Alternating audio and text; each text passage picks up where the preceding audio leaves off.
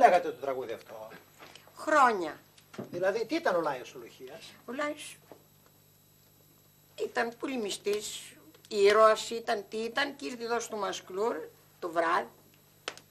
Ναι. Καπιτάνιος ήταν. Ναι. Ήρθε στο Μασκλούρ Ποια το βράδυ. χρονιά ήταν αυτά? Δεν ξέρω ποια χρονιά, δεν μπορώ. Το 1878, ναι. Έτσι μας λέει. Ήρθε στο Γλυκόπουλο το σπίτι Ναι. για να διπνήσει. Αχα. Τον είχαν κουτόπουλο με μπλουγούρ.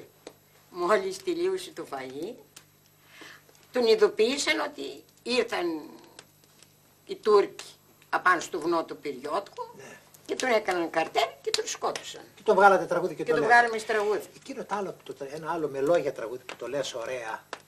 Ποιο? Που έχει ωραία λόγια. Για θύμισε το, πώς το είναι, ποιο τραγούδι?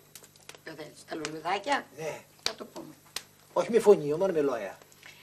Ανοίξτε λουλουδάκια μου για να μορφύνει ο τόπος, να βρέξει Απρίλη στα δασιά και ο Μάης πέκια πέκια, να δεις τα αριά πως γίνονται και τα δασιά πως πέφτουν.